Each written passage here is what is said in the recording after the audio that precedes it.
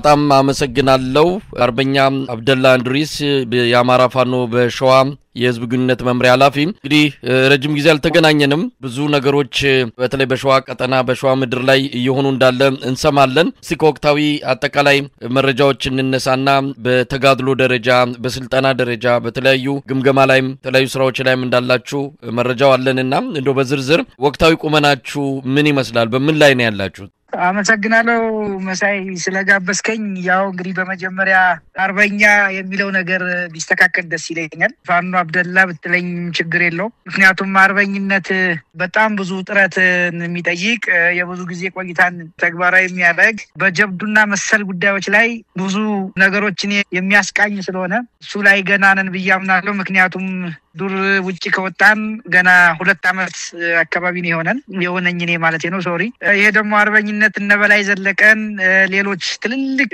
ደጃዝማች ተሰማ እርገጤን ደጃይ ከፈለውን እነዚህን ካለመድረስ ብዙ የሚቀር ነገር ስላለ አርበኛ የሚለው ያው ትንሽ ስለሚያስቸግር ለጊዜ ቆይና በዛኛው ብንግባባ ደስ ይለኛል ፋኖ አብደላ በጣም አመሰግናለሁ ነገር ግን ባላችሁበት የትግል እንቅስቃሴ በአጠቃላይ አሁን ላይ ላለው ትግል ፊት መሪ ሆናችሁ በዱር በገደሉ እየከፈላችሁ ያላችሁት ዋጋ ምናልባት አርበኝነት የሚለውም ስያሜ ሲያንሳችሁ ነው ብሎ የሚከራከርም አይጠፋምና ለማንኛውም በመረጥከው በጠየቅከው ቀጥላለን ማለት ነው ፋኖ አብደላ ቀደም ሲል አነሳው ጥያቄዎች ምላሽን እንድሰጠን እንጋብዛለሁ መልካም እሺ እንግዲህ ያው ወራጂ ብዙ ፌርማታ ስላለ ፌርማታውን ስንጨርስ መጨረሻ ላይ እንደርስበታለን ማለት ፈልጌ ነው እንግዲህ ላነሳልኝ ጥያቄ እንዳልከው የአማራ ፋኖ በሸዋ በርካታ ጉዳዮችን ያከናወነ ይገኛል ወታደራዊ ስልጣናዎችን አንተም እንዳየው በጣም በየቦታው ሁሉም ክፍለ ጦሮች በስፋት እየሰሩ በስፋት በብዛትም በጥራትም እያስመረቁ ይገኛሉ ደረጃጀቶችን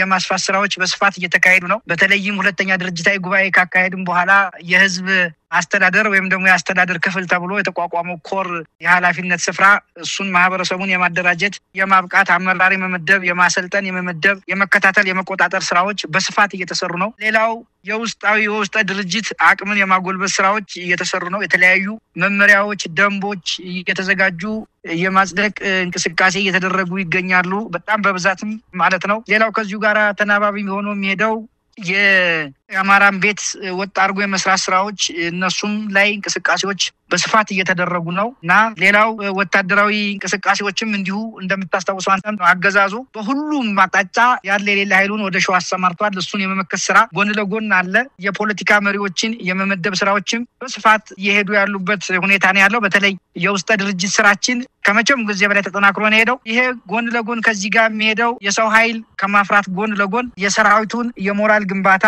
ያስተሳሰብ አንድነት በተለይም የተለያዩ የአቅም ማጎልበቻ ስልጣናዎችም እንዲሁ ይሄዳሉ በተመሳሳይ አገዛዙን የመመከት የመደምሰስ የማፈራረስ ሁሉ በተለይ አገዛዙ ላይ ያሉትን አጠቃላይ አቅሞች የማዳከምና እንዲሁም ደግሞ በውስጡ ተሰክስጎ የነበረውን የባንዳውን የመመንጠር የማጽዳት ስራዎች እየሄዱ ነው ስለዚህ ጠላትም በተለያየ ቦታ አቅሙን አጠናክሮ ይመጣል ነገር ግን እኛ የማፍረስም የመምታትም የመበተን ስራዎች እየሰራን ያለንበት በመሆኑ ካንተ ጋርም እነዚህ ስራዎች ላይ በብዛት አቅማችንን አጠናክረን እየሰራን ስለሆነ ካንተ ጋርም ተራርቀን እኔም ከሚዲያው በተወሰነ መንገድ ራቅ በየከረምኩት እነዚህ ስራ ላይ አንድ ስቴክሆልደር ሆኜ እየተሳተፍኩ ስለነበር ለዛ ነው ሆኖ አገዛዙ በዚህ ሰዓት በብዛትና ያለ ኃይሉን አሟጦ ወደኛ ቢመጣም በእኛ በኩል እየተመከተና እየተደመሰሰ ከተሞች ውስጥ ያለው የደህንነት መዋቅሩን እየመታን በብዙ ስራዎች ላይ ነው ያለነው መሳይ አመሰግናለሁ ፋኖ አብደላ ወደ ወታደራዊ እንቅስቃሴያችሁ እንደው በዝርዝር መግለጽ የሚቻሉ ዋና ተጋድሎ ውሎች ካሉ እነሱን እንደው ለተመልካቾች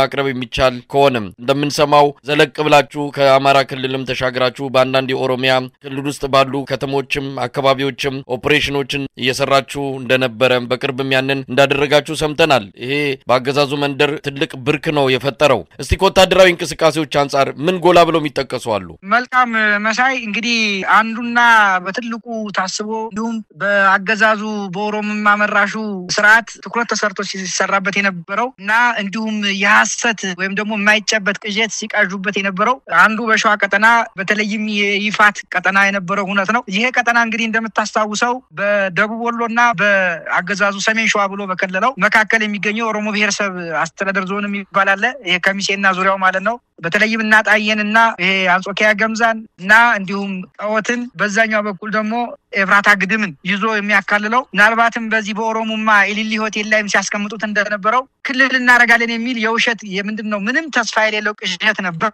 ይሄን ሲቃዡ ተግባራዊ ለማድረግ እንቅስቃሴ ሲያደርግ ነበር አገዛዙ ማለት ነው። በተለይም ይሄንን እነዚህን ቅድም የጠቀስኩልህን አንጾኪያ ገምዛን፣ ኤፍራታ ግድምን፣ ጣዖትን እንዲሁም የጣርማ በር ወረዳ ቆላማ ቀጠናውን አርገን ኦሮሞ ብሔረሰብ ልዩ ዞንን እስከ ደቡብ ወሎ ተወሰኑ ወረዳዎችን አካለን ኦሮሚያ ክልል እናረጋቸዋለን በሚል ለማነሳሳትና በተለይም የነዚህን ኤፍራታ ግድምን እና አጣየን እስከ ቀወት ድረስ ያሉትን ለመውረር የኦሮሞ ብሔረሰብ አስተዳደር ዞን ማህበረሰብን በማነሳሳት ፋኖን ካላጠፋን ያጠፋቸዋል፣ ስለዚህ ይሄንን ክልል እናረጋግላቸዋለን በማለት አገዛዙ ያለ የሌለ ኃይሉን በኤፍራታ ግድም ወረዳ አሰማርቶ ነበር። ይሄንንም እንግዲህ በተለይም በእኛ በእዛችን በድርጅታችን አካል የሆነው የአማራ ፋኖ በሸዋ አጼ ይኩኖ አምላክ ክፍለ ጦር እንዲሁም ከአማራ ፋኖ ሸዋ ጠቅላይ ግዛት ህዝብ ጋር የተለያዩ ክፍለ ጦሮች ጋር በመሆን በሚገባው ልክ ተመክቷል። ለዛ ወረዳ እዛች አካባቢ እንግዲህ ወደ 15 ቀን የሚደርስ ተከታታይ ውጊያዎች ተካሂደዋል። እዛም እንግዲህ በነበረው አጠቃላይ ተጋድሎ አገዛዙ ከፍተኛ የሆነ ዋጋ የከፈለበት ነው። ከፍተኛ አመራሮቹ የተደመሰሱበት ነው። የሚሊሻና ሌላው ኃይል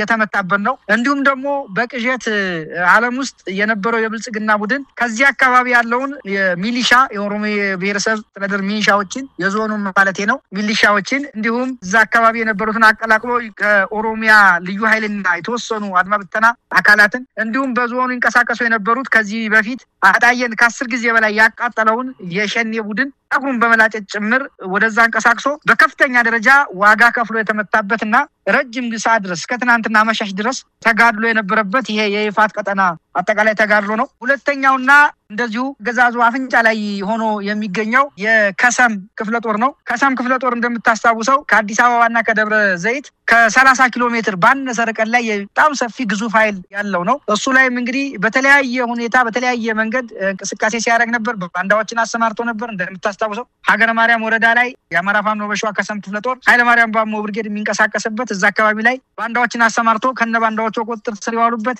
በተለያየ ጊዜ አገዛዙ ያንቀሳቀሰው የላከው ሚሊሻ አድማ ብተናና እንዲሁ ከራሱ መከላከያ ብሎ የሚጠራው ኃይል ወደዛ ተንቀሳቅሶ የተመታበት ነው። ከዛም አንዳንድ የኦሮሚያ ክልል ብሎ የጠራው በዚሁ በአጎራባች ቦታዎች ላይ እንዲሁ የሰላና ትልቅ ታክቲክ የተሞላበት ኦፕሬሽን ተሰርቶ አገዛዙ በከፍተኛ ደረጃ የተመታበት ነው። ሌላው ከዚሁ ጋር ተያይዞ በምንጃር ሸንኮራ ወረዳ መቀመጫ አረርቲ ተደጋጋሚ የሆነ ኦፕሬሽን በመስራት የሚሊሻና የባንዳ አመራር ጭምር የተመቱበት በርካታ የሚሊሻ አካላት እየከዱ እየተመቱ ኢቭን ራሱ ሚኒሻው ላይ ጥቃት በመሰንዘር ወደ ህዝባቸው የተመለሱበት ነው። በሌላ መንገድ በርካታ ያገዛዙ ራሱ መከላከያ ብሎ የሚጠራው ከአማራ ብሔር ብቻ ተወላጅ ሳይሆን የሌላ ብሔር ተወላጆች ጭምር እየከዱ ፋኖን እየተቀላቀሉበት በጣም በርካታ የጦር መሳሪያ ጭምር ለፋኖ ኃይል ያስታጠቁበት እውነት ነው ያለው። በሌላ መንገድ እዚያው በረህት እና አካባቢ የሚንቀሳቀሰው እንዲሁ አንድ ጠንካራ ብርጌድ አለ። እሱም የጠላትን ኃይል በደፈጣና በአጠቃላይ በግንባር ውጊያ ሲመታ የከረመበት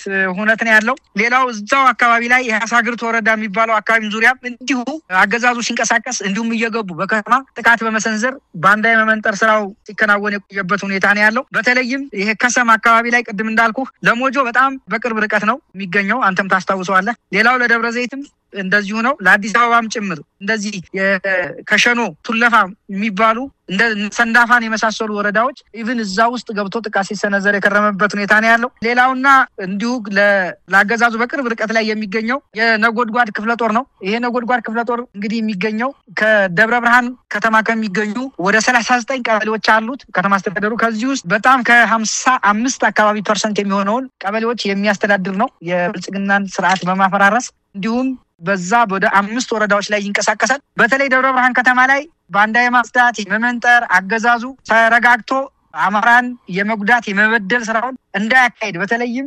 የሸዋ ኮማንድ ፖስት ማዘዣ ጣቢያ ደብረ ብርሃን ስለሆነ በተደጋጋሚ በመግባት ከተማ ውስጥም ካምፑን ጭምር የመምታት የመበተን እና ተረጋግቶ ህዝቡ ላይ ጥቃት እንዳይሰነዝር በአጠቃላይ ሸዋ ላይ ያለውን ማህበረሰብ የፋኖ ኃይል ላይም ጥቃት ለመሰንዘር ተረጋግቶ ስራውን ማቀድና ማሰብ የማይችልበት ደረጃ በማድረስ እንደዚሁ የከረመበት ነው። ሌላው በዚሁ በጅሩ አካባቢ ላይ ነዋሪ ጅሁር ደነባ በመግባት ተደጋጋሚ ጥቃት በመሰንዘር የብልጽግና አመራር እንዲሁም ያገዛዙ የጥምር ኃይል እንዲሁ ሰላሙን አጥቶ ወደ ሸኖና ወደ መንዲዳ ሲንቀሳቀስ የነበረበት ነው። እዛም መንዲዳ አካባቢ ላይ ኦሮሚያ ክልል ላይ ብሎ በሚጠራው ላይ በመግባት ተደጋጋሚ ኦፕሬሽኖች የተሰሩበት ሁኔታ ነው የነበረው። ሌላውና ትልቁ በተለይም ስትራቴጂክ ቦታ እንደያዘ የሚታወቀው ናደው ክፍለ ጦር ይሄ እንግዲህ ጅሩን ሞረትና ጅሩ ወረዳ እንደዚሁ የሚንቀሳቀስ እንደዚሁም እንሳሮ እና መርሃቤቴ ከፊል ሚዳ አካባቢ የሚንቀሳቀስ ኃይል ነው። ይሄም ኃይል በተለይም በተለያዩ ቦታዎች ላይ በመግባት በቅድም እንዳልኩ በነዋሪ በጅሁር ከነጎድጓድ ክፍለ ጦር ጋር አኩል በመናበብ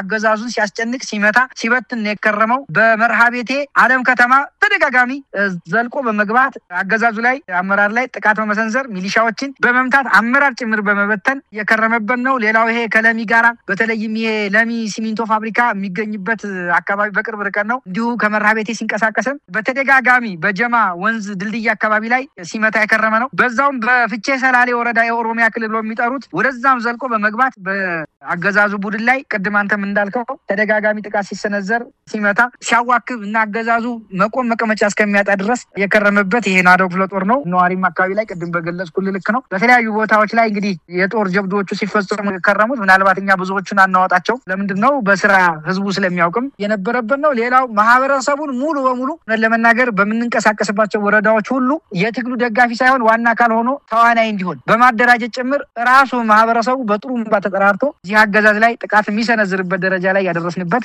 ኩነት የነበረበት ጊዜ ነው ያለፈው ለማለት ነው። መሳይ ይሄን ነው ማለት የምችለው። እንግዲህ ፋኖ አብደላ አሁን ከወትሮው ከዚህ ቀደም ባለፉት 1 አመት ከ7 ወር በነበራችሁ የተጋድሎ ታሪክ ውስጥ ከነበሩት ወታደራዊ ገድሎች የቅርብ ጊዜዎቹ በምን ይለያሉ? እንግዲህ ከገለጽክልን በመነሳት አልፎ አልፎ ወደ ኦሮሚያ ክልልም ገባ ብላችሁ ኦፕሬሽን መፈጸማችሁ ነው። እስቲ እዚህ ላይ እንደው በእቅድ ነው ምን ለማድረግ አስባችሁ ነው? ምናልባት የወደፊቱን ሊያመላክት ይችል ይሆን? ኦሮሚያ ክልልን ተሻግሮ ወደ ያው አዲስ አበባ የመጨረሻውን የድሉን ብስራት አዲስ አበባ ላይ ነው እንግዲህ የሚነገረውና ከዛ አንፃር ወደ አዲስ አበባ የሚዘልቀውን ከወዲሁ ለማመላከት የምታሳዩት እንቅስቃሴ ነው ምንድነው? የኦሮሚያ ክልል ላይ ገባ ወጣ ያላችሁ የምታደርጉት ኦፕሬሽን መልካም መሳይ ጊዜውን በተመለከተ 1 አመት ከ11 ወራችን ነው። የአማራ ፋኖ በሸዋ አገዛዙ ላይ ፊት ለፊት ውጊያ ያደረገው 2015 ሚያዝያ 3 ነው። 2015 ሚያዝያ 1 ልክ የዛሬን ቀን ድብልቅልቅ ያለ ሰልፍ ደብረ ብርሃን ከተማ ላይ አድርገናል። የመጀመሪያውን ግን ፊት ለፊት ውጊያ የተካሄደው በአማራ ምድር ፊት ለፊት ያው የደፈጣ ምናምን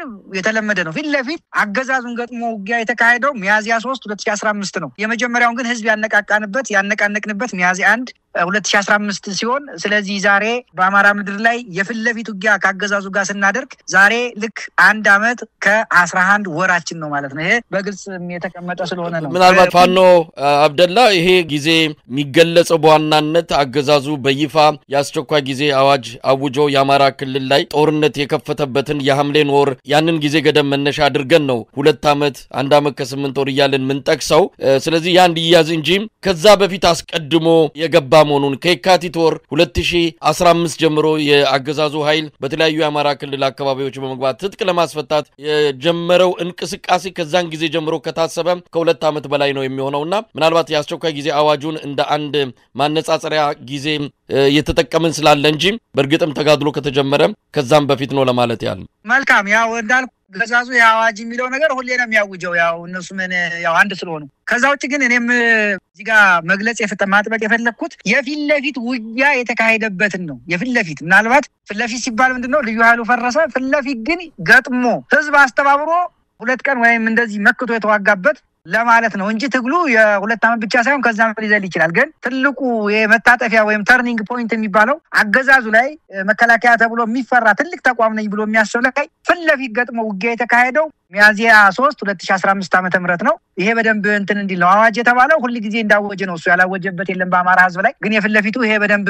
የሚታወቅ ስለሆነ እነሱም የሚያነሱት ስለሆነ ነው ችግር የለውም እንስማማለን። እና ወደ ጠየቀኝ ጥያቄ ስመለስ ዞሮ ተወደደም ተጠላም አገዛዙ መሞቻው ጫፍ ላይ መድረስ ብቻ ሳይሆን ነገሮችን ያጠናቀቅን ነው የመጣ ነው። ያጠናቀቅ ስንመጣ ተወደደም ተጠላም አዲስ አበባ ምንም እኛ ሩቅ አይደለም። አዲስ አበባ ብቻ ሳይሆን ስርዓቱ የትም ቢሆን እንሄዳለን። በነገራችን ላይ አዲስ አበባ ወይ 4 ኪሎ ብቻ ሳይሆን የትም ይሁን ሞያሌውን መቀሌ ኮሻዩን በሻሻ ሄዶ ቢደበቅ ይሄ ስርዓት እስካልጠፋ ድረስ የአማራ ህዝብ ጠንቅ መሆኑ አይቀርም። የአማራ ህዝብ ብቻ ሳይሆን የኢትዮጵያውያን ጠንቅ ሆኖ ስለሚቀጥል የትም ቦታ ይሄድ ስርዓቱ እስከሚፈርስ ድረስ እንሄዳለን። ስለዚህ ሲጀመርም አሁን ያለችው ትንሽ ሞቅ ነው። በቀጣይ ወደ ሙሉ ስንገባ ስራችን እንደጨረስን ብዙ እንትን የሚል አይደለም እና አገዛዙ ያለበት ኦሮሚያም ይሁን የትም ገባበት ገብተን የመደምሰሱ ነገር አይቀሬ ነው። ይሄን ስርዓት ኢቭን 4 ኪሎ ለቆ ቢወጣ ራሱ እስካልጠፋ ድረስ ምንም ለሀገሪቱም አንድነት የሚጠቅም አይደለም። ስለዚህ ገባበት ገብቶ የማጥፋን ነገር አስፈላጊ ነው። አሁንም ቅድም እንዳልከው አንተ የኦሮሚያ ብልጽግና በለው የአማራ ብልጽግና የሚባል ነገር ስለማይጠቅም የሚቀጥልበት ነው። ከዛ የዘለለ ግን ብዙ እንትን አይኖርም። አማራ ይሁን ምን ይሁን የብልጽግና መዋቅር ተብሎ የስርዓቱ አስፈጻሚ እስከሆነ ድረስ እሱን የማጥፋትና የመበተን ነገር ይቀጥላል።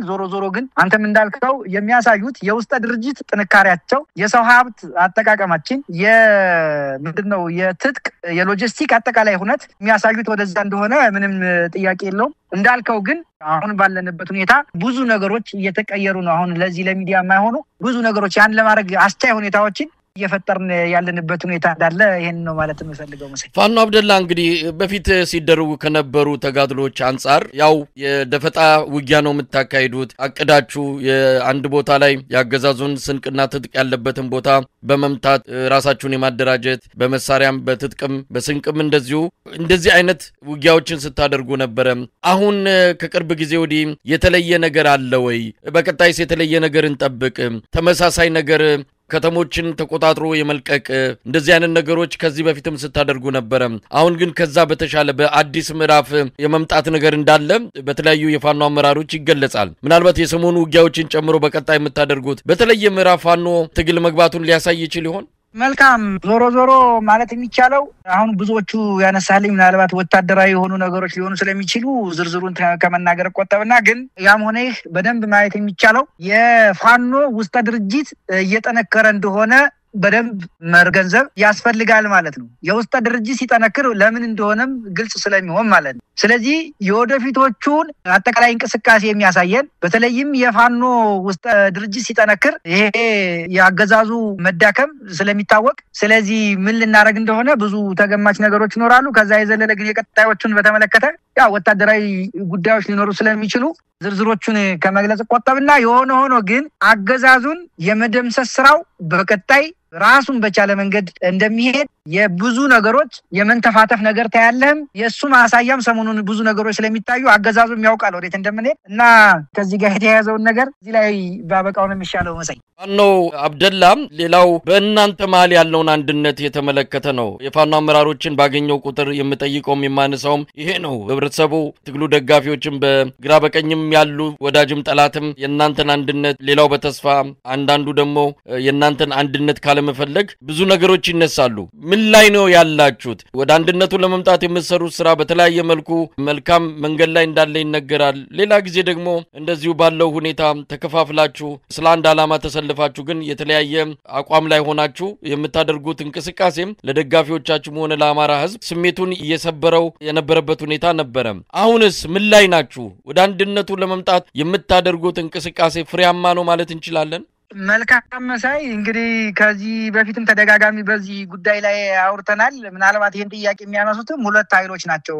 ቅድም አንተም ጠቆም እንዳረከው አንደኛው የአማራን አንድነት የአማራን ማሸነፍ የሚፈልጉ አሉ። በሌላ መንገድ ደግሞ እንደ ቅርቃር ሆኖ በተለይም የአማራን ህዝብ ለማኮላሸት የተለያዩ በማስመሰል አንዳንድም ጊዜ የማይገናኙ እንዲሆኑ በደንብ አቅደው የሚሰሩ ኃይሎች እንዳሉ እናውቃለን። ምናልባት የመጀመሪያውን ለኛ ለአማራ ተቆርቁረው አማራነታቸውን ይዘው አማራ እንዲያሸንፍ ለሚፈልጉ ወንድሞች፣ እህቶች፣ ታላቆች ማለት የሚቻለው የአማራ ፋኖ በአራቱም ጠቅላይ ግዛት ያለው ካለፉት 6 እና 7 ወር ጀምሮ በጣም በርካታ መነጋገሮች አሉ። በርካታ ውይይቶች ይደረጋሉ። በርካታ የቡድን ቅድም ስገልጽልህ እንደነበረው ለምሳሌ ይፋት አካባቢ ላይ የአማራ ፋኖ በሸዋና የአማራ ፋኖ ሸዋ ጠቅላይ ግዛት በቡድን ሲሰሩ ነበር ብያለሁ። ሌላም ጋር እንደዚሁም ይሰሩ አሉ።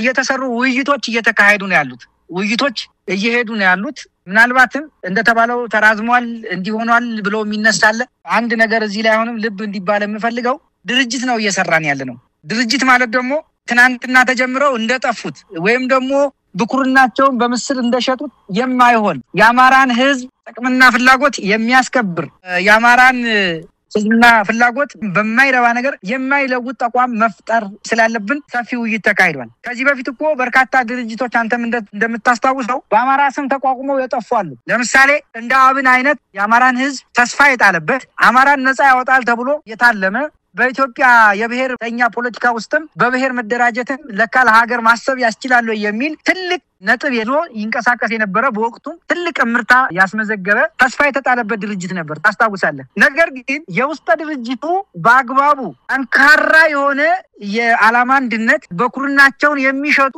ውስጥ ያልጠራ አስተሳሰብ የነበራቸው የባንዳ ፍልፍሎች ምናልባትም ለአማራ ህዝብ ሳይሆን ለግል ጥቅማቸው የቆሙ ሰዎች ስለነበሩበት ያ ድርጅት ተኮላሽቶ ዛሬ ምናልባትም ለአብይ አህመድ ፈረስ ሆኖ የአማራን ህዝብ እያስደበደበ ምናልባትም ለአማራ ህዝብ ከጠላትነትም በላይ ጠላት ሆኖ የአማራን ሀቀኛ ታጋዮች በታጋይ ስም ገብቶ መረጃቸውን በመውሰድ ስንቶቹን ምሁራን፣ የፖለቲካ ምሁራን፣ ወታደራዊ ምሁራን ሌሎችንም ዛሬ በእስር ቤት እያስማቀቁ እነሱ ግን ከአብይ አህመድ ጋራ ሽር ጉድ የሚሉ የአማራን ህዝብ ጥቅም በመካድ ለራሳቸው ጥቅም የቆሙ እንደሆኑ ያው አንተ የምታስታውሰው ነው፣ የምናየው ነው፣ በአደባባይ ምናየው ስለሆነ ነው። ይሄ የጠነከረ አሰራር ሳይኖር ዝም ብሎ የውሸት አንድነት ፈጥረው የአማራን ህዝብ ጥያቄ በአግባቡ ከመረዳት ይልቅ በማምታታትና በማጭበርበር ውስጥ የነበሩ ግለሰቦች ይዘው ዛሬ አብን የሚባል ድርጅት ታሪክ ሆኗል የምታየው። በሌላ መንገድ በአማራ ህዝብ ታሪክ ውስጥ ትልቁ የነበረው የአማራ ምሁራን መማክርት ጉባኤ የሚባል ታስታውሰዋለህ?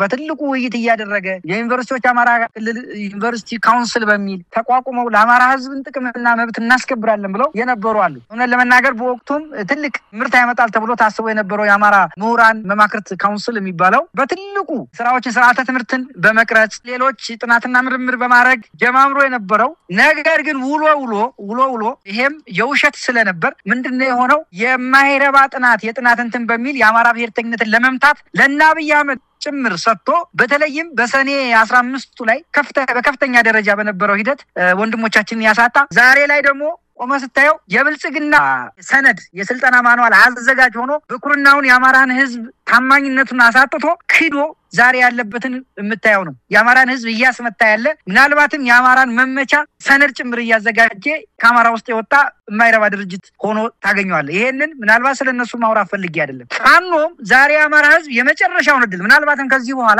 በኋላ ባለው የአማራ ህዝብ እንዲህ አይነት ጎልደን ኦፖርቹኒቲ ወይም ደግሞ ወርቃማ እድል ያገኛል ተብሎ አይታሰብም። ስለዚህ በፋኖ ውስጥም ደግሞ በርካታ ያልጠሩ ነገሮች ካሉ እነኛም ማጥራት ያስፈልጋል። የሚሰራው ድርጅትም ደግሞ የአማራን ህዝብ የዛሬም ብቻ ሳይሆን ለቀጣይ ብዙ መቶ ዓመታት ነፃነቱን የሚያጎናጽፍ ክብሩን እንደነበረ የሚያስቀጥል ያሉበትን ጥያቄዎች የሚያስመልስ የህልውና ብቻ ሳይሆን የፖለቲካ ጥያቄዎች በሀገሪቱ የኢትዮጵያ የምትባለው ሀገር በሰላሟ ተከብሮ በእኩልነት ላይ ተመስርታ የምትኖርበትን ሁኔታ ለመፍጠር ጠንካራ ድርጅት ያስፈልጋል። ይሄ ድርጅት ፋኖ የሚባል ነው። የጠራ አስተሳሰብ፣ የጠራ ዓላማ፣ የጠራ መስመር፣ የጠራ ስልት መኖር መቻል አለበት። ስለዚህ ይሄንን ለማምጣት ደግሞ ያለፉ ድርጊቶች ያለፉ ብልሽቶች እንዳይደገሙና በቀጣይም እነዚህ ነገሮች የአማራ ህዝብን ድጋሚ ሲቃ ውስጥ እንዲያስገቡ በማሰብ እነዚህ ረጅምና ወሳኝ የሆኑ ውይይቶች እየተደረጉ ነው፣ ንግግሮች እየተደረጉ ነው። ለዚያ ጊዜ ፈጅቷል። አሁንም ተጨማሪ ጊዜ በተወሰነ መንገድ ሊፈጅ ይችላል።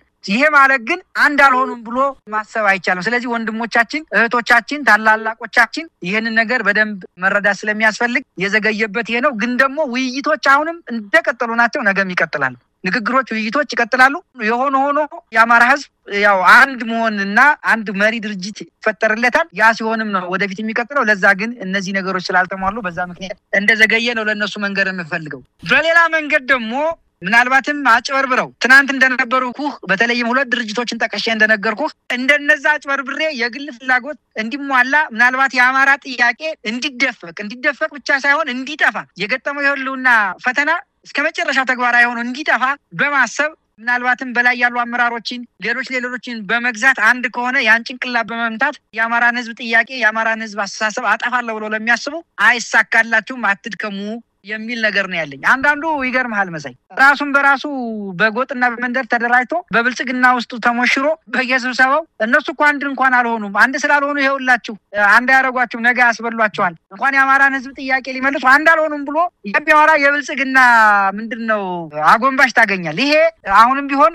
ከጤነኝነት የሚመነጭ አይደለም። ምክንያቱም እነሱ ዛሬ በጎጥ በሰፈር ተደራጅተው ሲመድቡ ሲመዳደቡ ሲጣሉ ሲራኮቱ የሚውሉና ግን ደግሞ ለጋራ ዓላማቸው ያንን ሆድ መሙላት ስላለባቸው አንድ ለሆኑ ሰዎች አሁንም ቢሆን የአማራ ህዝብ ጥያቄ ከዚህ በኋላ የአማራ ህዝብ አደረጃጀት የአማራ ህዝብ ራዕይ ሳይሳካ አይቀርም። ለዚህ ደግሞ ዛሬ በልጆቹ ራሱ የአማራ ህዝብ በልጆቹ ብቻ ሳይሆን ራሱ የአማራ ህዝብ እየታገለ ያለበት ፋኖ የተባለ አደረጃጀት ጠንካራ ሆኖ ይወጣል። ይሄም የማይቀለበስበት ደረጃ ላይ እስከ መጨረሻው ለማድረስ ምንም አትድከሙ አታሸንፉም የሚል መልእክት ነው ያለኝ። ይሄን ነው ማለት የምችለው። መሳይ አንድነቱን በተመለከተ ምናልባት ፋኖ አብደላ እንግዲህ ከወቅታዊው የአገዛዙ አጠቃላይ የፕሮፓጋንዳም ሊሆን ይችላል መሬት ላይ ያለውን ሁኔታ በተመለከተ በሚዲያዎቹ በሚቆጣጠራቸው በተለያዩ ዲጂታል ሰራዊቱ አማካይነት የናንተ አቅም እየተዳከመ መምጣቱን ከአማራ ልብ ውስጥ እየወጣችሁ መምጣታችሁን ክልሉን በሙሉ ኃይል ተቆጣጥረው ማስተዳደር ከዛም ባለፈ መልሶ ለማቋቋምም እስከ 10 ቢሊዮን ዶላር ያስፈልጋል ብለው መግለጫ እስከ መስጠት የደረሱበት እስከ ቀበሌ ድረስ የብልጽግና መዋቅር ዳግም ለመትከል እየተንቀሳቀሱ መሆናቸውን እነዚህ መረጃዎች በአንድም ይሁን በሌላ ለአገዛዙ ደጋፊዎች የሞራል ብርታት ነው።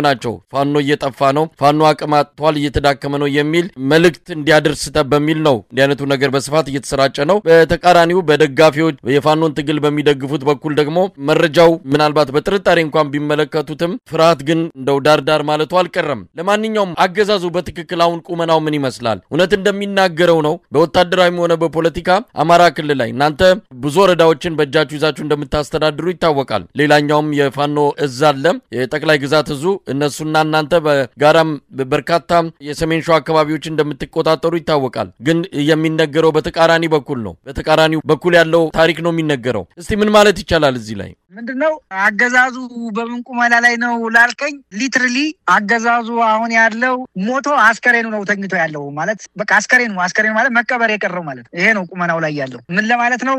አገዛዙ ዛሬ በአማራ ክልል ምንም አይነት ማህበራዊ መሰረት የለውም። ምንም አይነት የህዝብ ቅቡልነት የለውም። አሁን አንተ እንደውም ተወሰኑ ምናምን አልክ። የለም ሸዋ ላይ እስቲ አሁን እዚህ ቦታ ነው የምናስተዳድረው ብሎ ይበለን። ለምሳሌ ሸዋ ላይ እየነገርኩ እኮ ነው መሳይ ከ55% በላይ የሚሆነውን የሰሜን ሸዋ ዞን መቀመጫ የደብረ ብርሃን ከተማ አስተዳደር መቀመጫ የባሶና ወራና ወረዳ መቀመጫ የ5 ክፍለ ከተሞች መቀመጫ የሆነችውን ደብረ ብርሃን ካሉ 39 ቀበሌዎች ውስጥ በፐርሰንት ወደ 55% የሚሆነውን የአማራ ፋኖ በሸዋ እያስተዳደረ ነው እኮ እያልኩ ይሄንን ህዝብ ያውቃል። አሁን እኔ ስናገር ህዝቡ ያውቃል። ምናልባት ማለት ደብረ ብርሃን ላይ ድሮ የምታውቃት ጥቁር አስፋልት ላይ ካልሆነ ከጥቁር አስፋልት ውጪ የለም እያልኩ ይሄን ስናገር በድፍረት ነው። ሚዲያ ላይ ነው እየተናገርኩ ያለው። ላይቭ ነው። ነገ ህዝቡ ስለሚታዘብ ማለት ይሄ ውሸት አይደለም። ውሸት በዋሽ ዛሬ እኔ እዚህ ያለው ወክልሃለሁ ታገለላለሁ የሚለኝ ህዝብ አንቅሮ ነው የሚተፋኝ። እውነት ነው እኔ እየተናገርኩ ያለሁት። ደብረ ብርሃን ከተማን አይደለም የወረዳ ከተማ የገጠር ቀበሌዎችን ይቅርና ደብረ ብርሃን ከተማን በወጉ እያስተዳደረ አይደለም እያልኩ መሳይ አንተም ታስታውሰዋለህ። ከደብረ ብርሃን ከተማ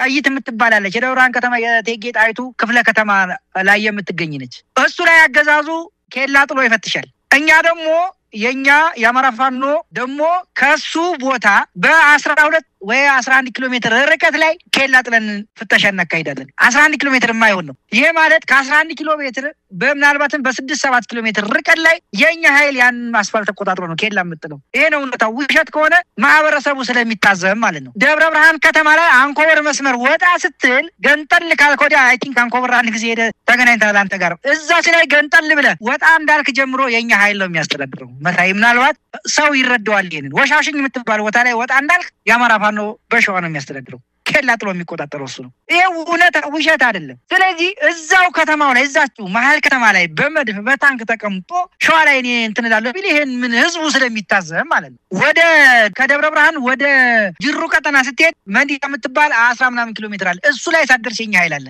ኦሮሚያ ላይ ክልል ላይ ገብተን እንደፈለገ ኦፕሬሽን ሰርተን እንደምንወጣው። ወረዳ ከተማ ላይ አንዳንዶቹ ላይ እንኳን ቢኖር በጣም ሬር የሆኑ ከተማዋን በድንጋይ ኮልኩሎ ምሽግ ሰርቶ ነው የሚኖረው። ከዛ ያሉ ንዑስ ወረዳዎች እኛ ነን የምናስተዳድራቸው።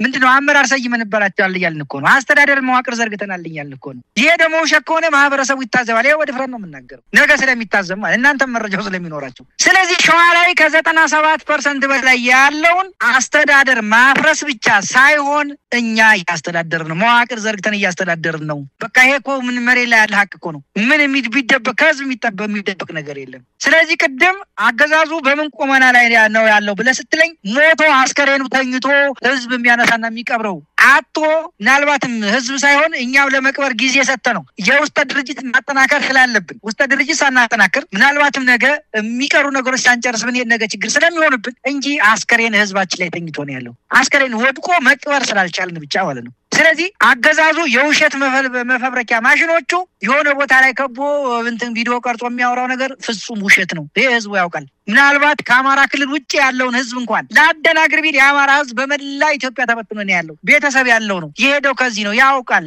ህዝቡ ያውቃል አማራው ብቻ ሳይሆን ከአማራ ህዝብ ውጪ ያለው ማህበረሰብ ጠንቅቆ ያውቃል ይሄን ቅጥፈቱ ውሸት ነው እንደፈለገ ደብራን እየገባህ እየወጣህ የፈለከው መዋቅር ዘርግተህ በፈለከው ቦታ ላይ ጥቁር አስፋልት ተቆጣጥረህ ከላጥለህ ህዝብ እያስተዳደር እንደ ህዝብ እየመራ መዋቅር እየተከታተልክ እየገመገምክ እየሰራህ ይሄ እኮ ሀቅ መሬት ላይ ያለ ሀቅ ነው እንደ ሸዋ ነው እንደ አጠቃላይ እንደማራክም ስታየው አገዛዙ የለም በቃ ተቀብሯል ምናልባት ነገ ይሄ ቅድም የተካከስናቸው የውስጥ ድርጅት ሁኔታው ከተጠናከረ ቅድም የተከስኩልህ አንድነቱን ጨርሰን ቶሎ ላውንች ያደረግን ማግስት እኛ መዋጋት አይተበቅብንም ሙሉ በሙሉ መቆጣጠር እንችላለን አንድ ለመሆን ደግሞ ለምን አትሆንም ተብሎ ለሚነሳው የሚቀሩ ስራዎች ማለቅ ስላለባቸው ስለዚህ አገዛዝ የሚባል ነገር አሁን ብልጽግና የሚባል አማራ ህዝብ ውስጥ ብቻ ሳይሆን አማራ መሬ ላይ እንደሌለ ይሄን በደንብ ማረጋገጥ ይቻላል በየትኛውም ቀበሌ ላይ ገብተህ በተለያየ መረጃ ምንጭ ብታረጋግጥ የብልጽግናው አገዛዝ ከአማራ ህዝብ ነቅለን ጥለነዋል ስለዚህ ከህዝቡ ልብ ብቻ ሳይሆን ህዝቡ ዛሬ እኮ ሆ ብሎ ነው እኛ እኮ ብንመጣ እኮ ህዝቡ አርፎ አይቀመጥም ይሄ በርግጥ ፋኖ የአማራ ህዝብ ነው የአማራ ህዝብ ማለት ፋኖ ነው ፋኖ ማለት የአማራ ህዝብ ነው ምንም እንትነጣጥለው አይደለም ስለዚህ ከዚህ ዘለን ኦሮሚያ ውስጥ ገብተን ጥቃት በምንፈልግ ጊዜ አዲስ አበባ ላይ ከ30 ኪሎ ሜትር ላይ በታች ደብረዘይት ላይ እየተንቀሳቀስ እያስተዳደር ታዲያ ከዚህ በላይ መሞት ሆናል ይሄ ውሸት ከሆነ ህዝቡ ይታዘባል ምንጃር ላይ ሄዶ መጠየቅ ነው ማረጋገጥ ነው የስንት ኪሎ ሜትር ላይ እንዳለ ለደብረዘይት ለአዲስ አበባ ሞጆ ላይ ስንት ኪሎ ሜትር እንዳለን በዛ ገብቶ ማጣራት ነው መጠየቅ ነው ማረጋገጥ ነው ብልጽግና ምን ደረጃ እንዳለ ይታወቃል በዚህ ከደብረ ብርሃን በሸኖ መስመር የቱ ጋር እንዳለ ስንት ኪሎ ሜትር ላይ እንዳለን እኮ ህዝቡ ያውቃል ውሸት እኮ አይደለም ስለዚህ እኔ ያገዛዙ ውሸት ነገም ከነጎዳም ይቀጥላል ግን ህዝቡ ያውቃል እንደምታስታውሰው ይሄ ጠፍተዋል አዳከምኩ የሚለው የሰሜኑ ጦርነት እኮ ምስክር ነው መቀሌ ተነስተው አርማ በር እስከሚደርሱ እኮ ዱቄት ሆነዋል ነው የሚለው በሜንስትሪሚንግ ሚዲያ ብቻ ሳይሆን እሱ በቀጠራቸው ቅጥረኛ አክቲቪስቶቹ ተደመሰሱ የተደመሰሰውን ቁጥር ብትቆጥረው መሳይ የትግራይ ህዝብ ብቻ ሳይሆን የአማራ ህዝብ እንደምሮ ራሱ የተደመሰሰው ቁጥር ያን ያክልም ዛሬም አማራ ላይ የሚደረገው ይሄ ነው ፋኖ ጠፍቷል ወድሟል ይሄን ያላጠፋን ማረክ ውሸት ቅጥፈት የራሱ ሚኒሻ ያለበሰ ማረኩ ይላል የራሱ ሚኒሻና እንትን ደርግና ዛሬ እጅ ሰጡ ብሎ በውሸት ምስል ያሳያል ስለዚህ ህዝቡ ወደም ስለሚያውቅ አረዘምኩ ይሄን ማለት የምችለው መሳይ እንግዲህ አብደላ ሌላው ሰሞኑን አብይ አህመድ የጥይት ፋብሪካ ገንብተናል በኋላም ደግሞ የድሮን ማምረቻ መመስረቱን አስታውቋል ይሄ በቀጥታ መልክቱ ለማን ነው የሚለው ነገር ይነሳል ምናልባት ከኤርትራ ጋር የጦርነት ሁኔታ ሊኖር ይችላል የሚለው እንዳለ ሆኖ ብዙ ሰዎች እያነሱ ያሉት አብይ አህመድ ለፋኖች መልእክት ያስተላለፈ ነው አቅማችን እየፈረጠመ ነው ጥይትም ማምረት ጀምረናል ድሮኗም ይሄው አገር ቤት መሰራት ጀምራለች ነው እንዴት አያችሁት ይሄንን የአብይ አህመድን የሰሞኑን የጥይትና የድሮን ያመረትን ነው ዜናን መልካም ለኛ ጥሩ አጋጣሚ ነው በነገራችን ላይ ይሄ መሳይ ቅድምም ሳነሳልህ እንደነበረው አገዛዙን የአማራ ብሔር ተወላጅ ብቻ ሳይሆን በተለያየ ጸጥታ መዋቅር ውስጥ ያለውን ሙሉ በሙሉ አፍርሰናል የውነት አፍርሰናል ስለ ከነትጥቁ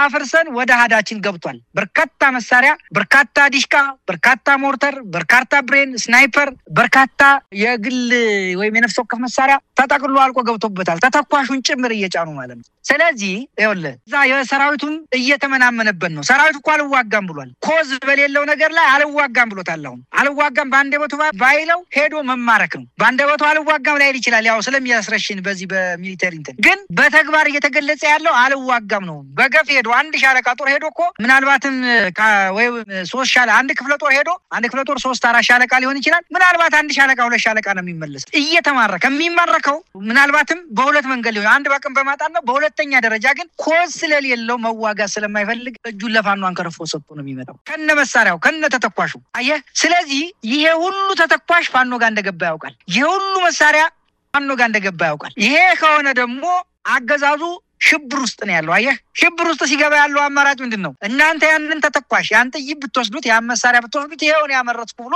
እንግዲህ ያንን ማካካስ አለበት ህዝቡን ሰራዊቱን አቅላችሁ ብትወስዱት አንዱን ክፍለ ጦር ወይ የመጣውን ክፍለ ጦር እንዳለ ብታስቀሩት ብትማረኩ ቢከዳይ በሰው አልባ አውሮፕላን ዋጋርቻለሁ ነው ለኔ የሚሰጠኝ ትርጉም እጁ ላይ ያለው ሰራዊት ተመናምኗል አልቋል እየሟምቷል በሁለት ወር በሶስት ወር ሞቅ ያረግና ያወጣል አንድ ቀን ፋኖ ውጊያ ላይ ተሰብስቦ ተማርኮ ይቀራል እዚሁ ከነት ስለዚህ ሰው ቢያልቅ እንኳን በሰው አልባ አውሮፕላን እዚሁ ሆነን የተለያዩ ባዕዳን ሀገራትን ጋብዤ እዋጋለሁ የአማራን ህዝብ ፈጃለሁ ነው መልእክቱ ለኛ ስለዚህ እናንተ ተተኳሽ ቢኖራችሁም እኔ በሰው ተተኳሽ ቢኖራችሁ የሰው ኃይል ቢኖራችሁ እንኳን እንዳታሸንፉኝ ሰው አልባ አውሮፕላኖች አሉኝ የሚል ዝም ብሎ ተራ ቀርቶ ነው ማለት ነው ተራ ዝም ብሎ አሽሙር የሚመስል ነገር ግን ደግሞ ከውሸት የራቀ ነው ማለት ነው ስለዚህ ሰራዊቱ እየከዳው ነው ጦር መሳሪያው እየከዳው ነው እሱ ራሱ ሞራሉ እየከዳው ነው እሱ ብልጽግና ውስጥ ያለው አመራር ሞራሉ እየከዳው ነው ስለዚህ ያንን ለማካካስ ያደረገው ነው ብዬ ነው የምወስደው ባንድ ወገን በሌላ መንገድ ደግሞ ሰውየው እኮ ቀጣፊ ነው መሳይ አሁን ይሄን ይዞ እኮ የሚጃጃር ሰው ካለ ለኔ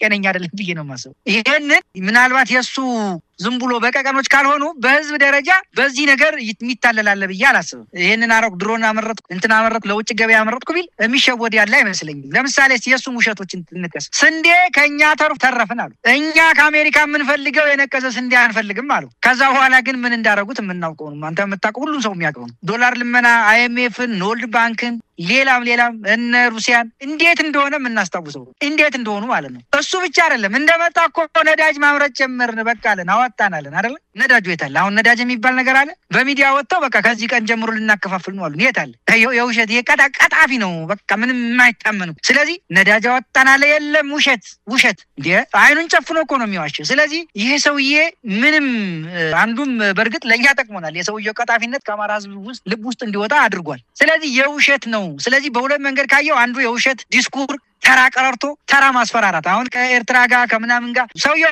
እብድ ነው በነገራችን ላይ ህዝብ ይቀሰቅሰልኛል ካለ ማንኛውንም ሊያረግ ይችላል ከኤርትራ ጋርም ይሁን ከማንም ጋር ምናልባት ልክ እንደ ሶማሊያ እንዳረገው ነገ ስሙ ሊታረቅ ይችላል የሆነ ነገር አገኛለሁ ብሎታል በነገራችን ላይ የኛ አይመለከት የአማራ ህዝብ አይመለከትም አሁን አገዛዙ ለሚያረጋው ተራ ቀረርቶና ድንፋታ የአማራ ህዝብ ጉዳዩ አይሆንም ስለዚህ በዚህ መንገድ ነው የሚገለጸው በእኛ በኩል ግን ስራ ላይ ነን በቃ አለቀ ስራ ላይ ስራችንን ነው የምንሰራው የፈለገ ነገር ይሁን የፈለገ ነገር ያምጣ እኛ ስራችንን እንቀጥላለን የአማራ ህዝብ ስራውን ይቀጥላል የአማራ ህዝብ ብቻ ሳይሆን መላ ኢትዮጵያውያን ገዛቸውን እያሳዩ ነው በተለያየ ቦታ ላይ የፋኖ አደረጃጀቶች እየተፈጠሩ ነው ስለዚህ እኛ ወደ ቀዳሚ ተግባራችን ወደ ስራችን ነው የምንሄደው ጉዳይ ለሱ ነው መሳይ እንግዲህ ፋኖ አብደላም የኤርትራን ጉዳይ በዚሁ አንስተናል አብይ አህመድ ከቅርብ ጊዜ ወዲህ በኤርትራ ላይ ጦርነት ለመክፈት ወይም ደግሞ በዛ አካባቢ ጦርነት ሊጀመር የሚችሉ ነገሮች እንዳሉ ፍንጭ እያሳየን ነው አንዳንድ ነገሮችም እየተከሰቱ ነው ከወዲሁ በሁለቱም ወገኖች በኩል ዝግጅቶች ወታደራዊ እንቅስቃሴዎች አሉ ለማንኛውም ይሄ